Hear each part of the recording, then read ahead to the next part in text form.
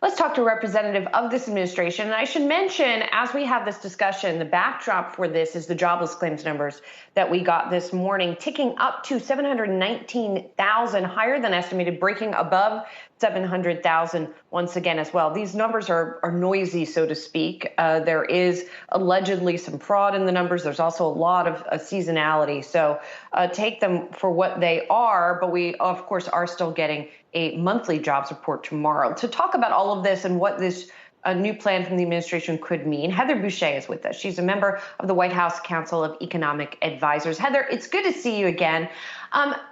As we hear Jess talk about the sparring that now begins about this plan, with such a big, ambitious plan, how are you viewing the sort of core, most important, deal breaker parts of it that really are the most important to you? Oh, that's such a great place to start. After spending so much time thinking and working on this and understanding just how important all of these pieces are to the American people and to our economy, it's hard to pick just one. But let me focus on a couple that I think are really pivotal. We know that the United States has fallen behind in our investments in infrastructure writ large, defined broadly across our economy. And we know that in order for us to remain competitive as we move into this 21st century, we need to make up for the fact that we are falling behind not just in investing in physical infrastructure, but in human infrastructure and in ideas and in innovation. If we want to be competitive, if we want to be that innovative leader, these are the kinds of investments that we as a country need to make. So I'm particularly excited about the investments in research and development. I'm excited about the investments to own the electric vehicle industry, those investments in battery technology and in making sure that we have those charging stations all across the country so that we can be a leader in what we know will be a really important technology that's going to drive the future of automobiles. And I'm really excited about the way that the whole package thinks about economic resilience, both in terms of climate change, but also in addressing the families, the needs that families have for the kinds of care infrastructure that's included in this package. Heather, what we didn't hear yesterday is how much taxes on households may go up to help pay for this plan. Is that 400,000 mark that President Biden has cited repeatedly, is that the red line in the sand here? That is definitely, it has been the red line. It continues to be the red line. It is a priority of the president.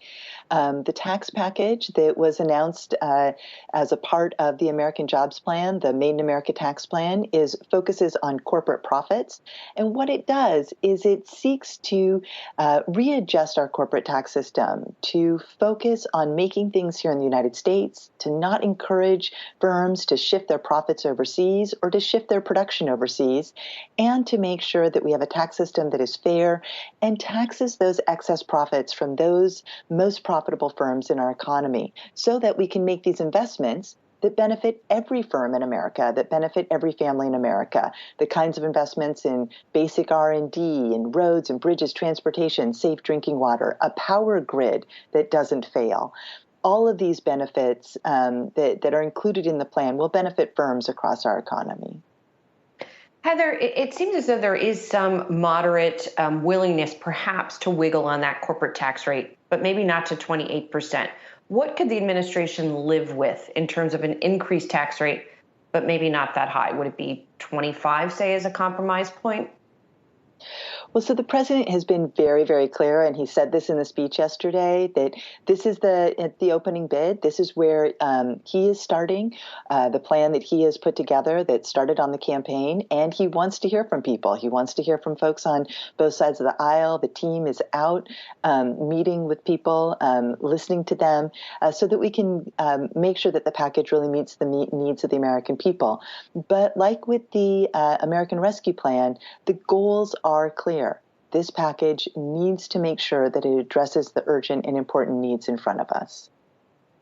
And, Heather, along those lines, thinking maybe more philosophically about how, fiscal policy gets done now and going forward, there was such a focus for so many decades on, everything needed to be paid for and how you balance all of these plans. Just in your conversations, kind of as a team and also talking to lawmakers, is there now a view that we don't need to account for every last dollar, because over time, these things will pay back, not to mention the fact that markets are obviously quite amenable to additional deficit spending from the U.S. government. Interest rates remain at historic lows, which provides the federal government with a lot of opportunity to make the investments that we believe are the most economically important for America's long-term competitiveness, to grow America's middle class. So I think that's where we start.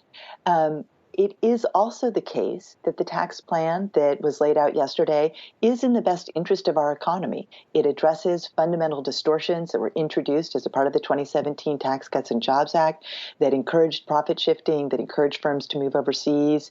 And so there's both good reasons to implement this tax package, and there's good reasons to make sure that the necessary spending that we need to do happens, even if we can't quite match every single dollar. But the important thing is that we need to focus on what is going to be best for the American people, what's going to grow the middle class, and what's going to enhance the long-term competitiveness of our economy, and making investments in infrastructure and making sure that our tax system is fair and just and encourages investment here in the United States. Those are the goals. Heather, we talked to a good number of CEOs here at Yahoo Finance, and they universally say we need an infrastructure plan. We're on board with it, but we don't think a 28% corporate tax rate is globally competitive, and we might pull back on our investment plans. What's the administration's message to CEOs? Well, what we've seen is, really in recent decades, we've seen tax rates fall. We saw that very sharp cut in corporate tax rates as a part of the Tax Cuts and Jobs Act. And what the research evidence has shown is that you actually did not see a strong burst in investment due to those tax cuts.